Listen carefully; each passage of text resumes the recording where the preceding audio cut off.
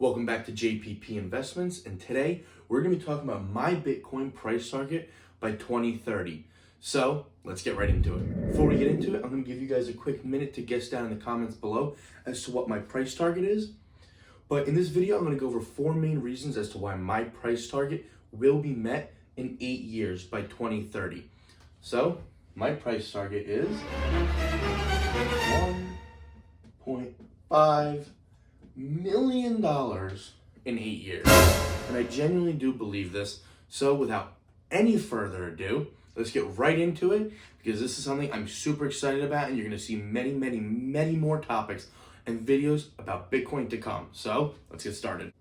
My first reason being is the rate of adoption.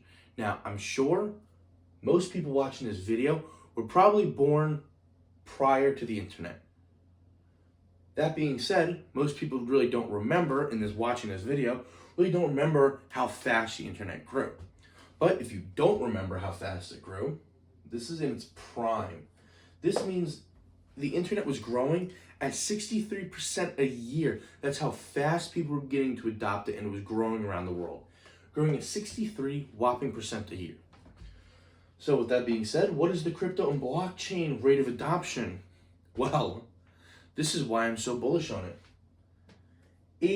80%.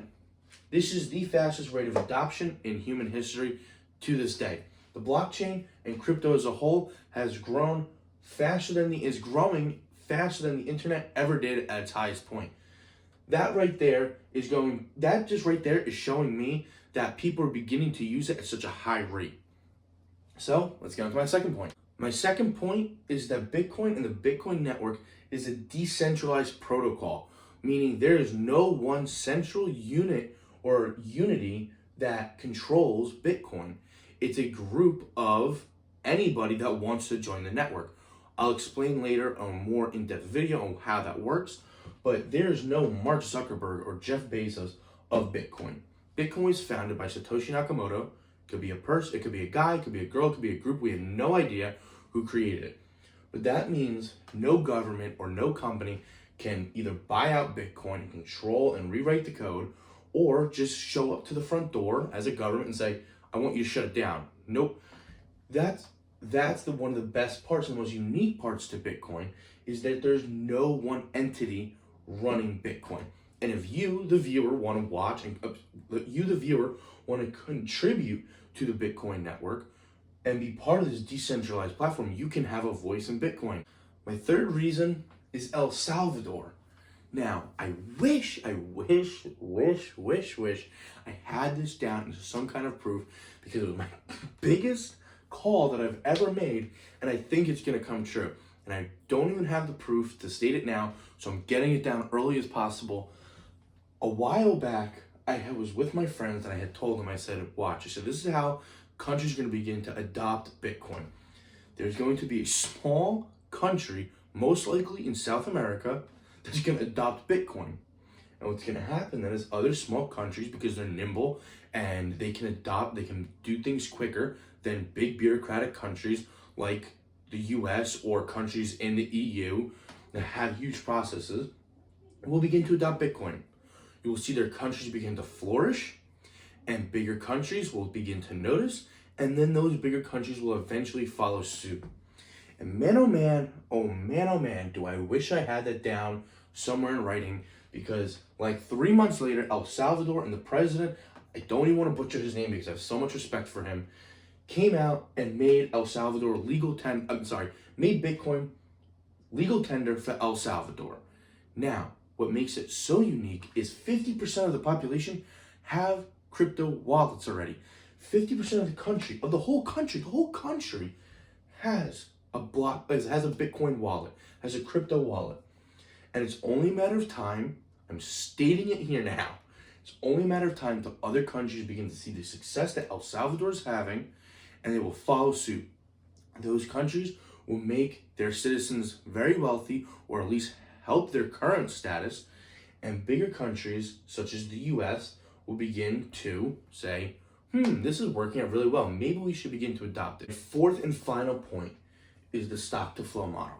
Now, if anybody actually invests in crypto that's watching this and you use Twitter, you might know Plan B.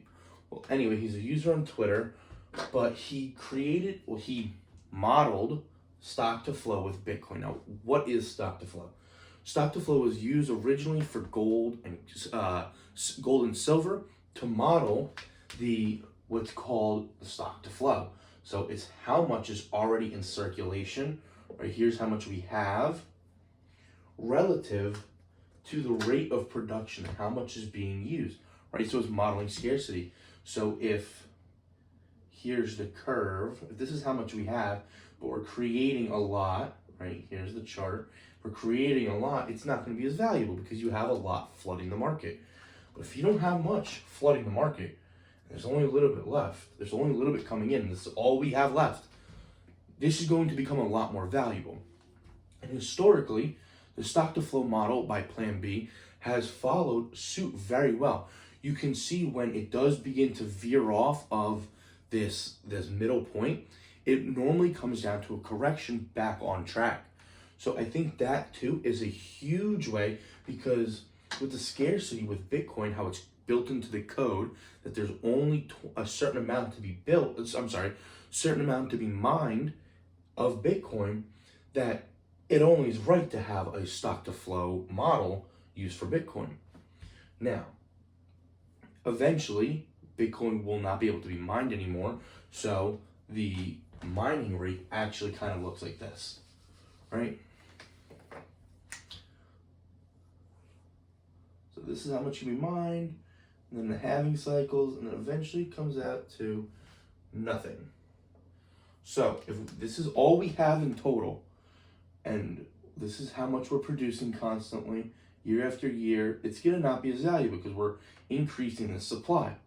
But when we're down here and there's not that much left, and this is all we have left, and if people need it, people are using it, it's in high demand, it makes it more valuable. So with that being said, this is going to be my final price prediction. I'm sorry, not final, but by 2030, my apologies, Bitcoin is going to hit $1.5 million, right? Currently, it's sitting at 40,000, I believe. Let me see, 41,600.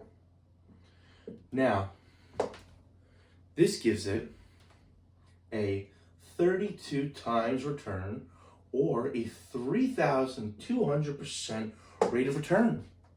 And I'll give you a really interesting statistic. The stock market on average returns, I'm sure you've heard it everywhere, returns 7 to 8% a year.